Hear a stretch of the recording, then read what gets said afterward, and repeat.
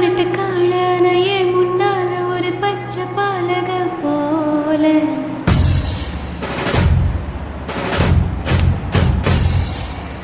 அடநாடெல்லாம் பிடிவாத காரன வந்து பாரு வீட்டு கண்ணு குட்டி போல